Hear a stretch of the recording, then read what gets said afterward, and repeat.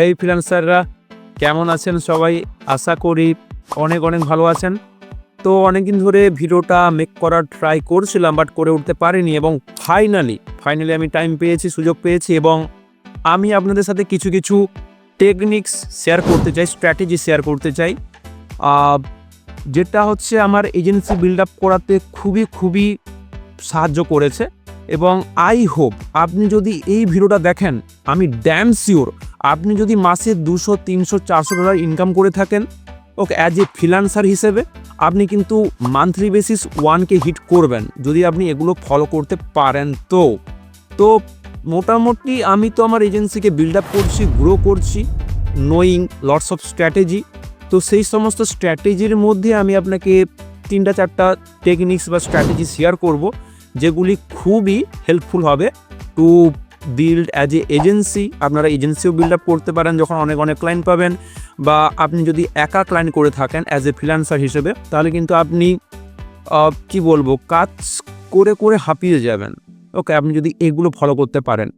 So first thing is, আমরা কি করি, একটা ক্লায়েন্ট পাওয়ার পর তাকে একবার সার্ভিস দেই, তারপরে হচ্ছে তার সাথে কোনো কমিউনিকেশন করি না, বা অনেক সময় হচ্ছে আমরা জানি না যে তার পরের নেক্সট স্টেপটা কি হবে।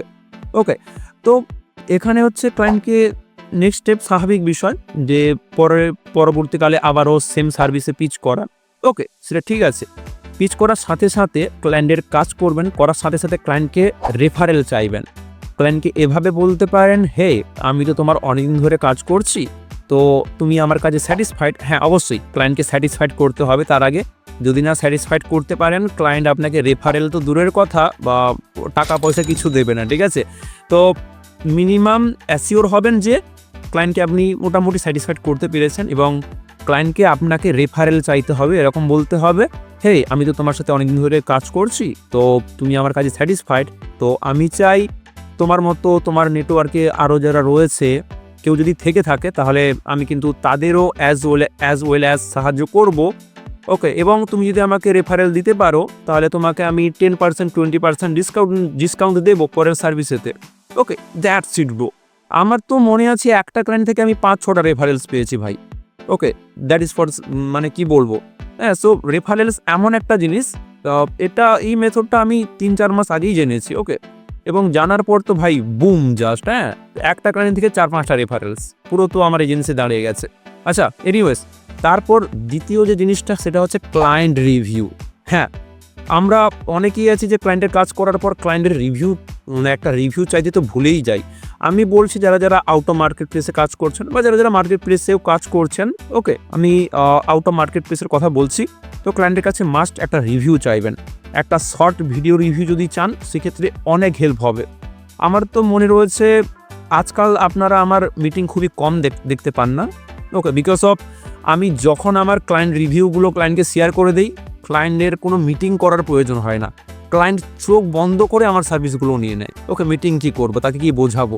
ওকে, তো ক্লায়েন্ট রিভিউ এমন একটা জিনিস যেটা হচ্ছে পরবর্তীকালে আপনার বিজনেসকে হেল্প করবে। ওকে, আপনি যখন নতুন ক্লায়েন্ট পাবেন, সেক্ষেত্রে হচ্ছে সেই ক্লায়েন্টটাকে পাওয়ার জন্য যদি আপনি একটা রিভিউ দিয়ে দেন, সেক্ষেত্রে ক্লায়েন্ট চোখ বন্ধ করে ট্রাস্ট করবে। সো ক্লায়েন্ট রিভিউ কিন্তু মাস্ট নিয়ে নেবেন। ওকে, আপনি যদি 6-7টা, যদি 4-5টা যদি ক্লায়েন্ট রিভিউ নিয়ে নেন, যদি জমা হয়ে যায়, ওকে, ক্লায়েন্টকে যদি দিয়ে দেন, তাহলে I am damn sure that আপনাকে আর কোনো মিটিংয়ে আনার দরকার হবে না। ওকে, এবং তৃতীয় জিনিস হচ্ছে পোর্টফোলিও ওয়েবসাইট। একটা ওয়েবসাইট আপনারা যে যারা করে নেবেন, এটা বলার বিষয় নয়, কারণ অনেকেই আছে যারা হচ্ছে কোনো ওয়েবসাইট কোনো কিছু করেনি। তো ক্লায়েন্ট যদি আপনি ক্লায়েন্ট প্রথমেই বলবে, তোমাকে আমি কি করে বিশ্বাস করব, তোমার ওয়েবসাইট দাও, বা তোমার কি পোর্টফোলিও আছে নাকি। তখন আপনি যদি একটা পোর্টফোলিও ওয়েবসাইট বিল্ড আপ করতে পারেন, সেটা ফ্রি হোক, পেইড হোক, মানে ডোমেন কিনে। ওকে, তো ইনিশিয়াল মুভমেন্ট আমি কিন্তু ফ্রিতে ইউজ করেছিলাম, তো আপনারাও করতে পারেন।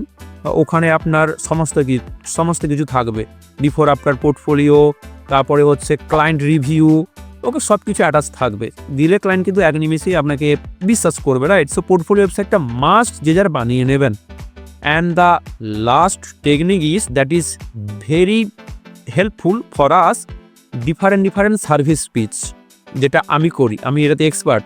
আমার এখনও মনে রয়েছে, আমি একটা ক্লায়েন্ট থেকে বিভিন্ন ধরনের সার্ভিস, তার যে তাকে সবসময় বলতে হবে ক্লায়েন্টকে সবসময় বলতে হবে যে হেই তোমার তো এসইও করছি, তোমার দেখলাম ওয়েবসাইটও রয়েছে, তুমি কি ওয়েবসাইট এসইও করতে চাও, বা তোমার ভিডিও এডিটিং করে দেবো, থাম্বনেল ডিজাইনিং করে দেবো। ওকে, লটস অফ থিংস ক্লায়েন্টকে আপনাকেই বলতে হবে। ওকে, এমনটা নয় যে ক্লায়েন্ট আপনাকে বলবে, রাইট? ক্লায়েন্টকে আপনাকে বলতে হবে। এবং আমি তো আমার বন্ধুদেরকে বলার পর তারা তো মানে অনেক অনেক ক্লায়েন্ট পেয়েছে এই স্ট্র্যাটেজিটা। ওকে, তো ডিফারেন্ট সার্ভিসে আপনাকেই পিচ করতে হবে। ওকে, আমার তো মনে রয়েছে এক একটা ক্লায়েন্ট থেকে তো আমি তো 2-3 বার তো সার্ভিস পিচ করি, তার সাথে সাথে মাল্টিপল সার্ভিস পিচ করি। ওকে, তো এই হলো আজকের ভিডিও। এবং আপনি যদি ভিডিওটা ফার্স্ট টু লাস্ট দেখে থাকেন তাহলে আমাকে মাস্ট বলবেন আপনার এই যে 4টা পয়েন্টের মধ্যে কোন পয়েন্টটা সবচেয়ে বেশি উপকৃত বলে মনে হয়েছে। Comment below.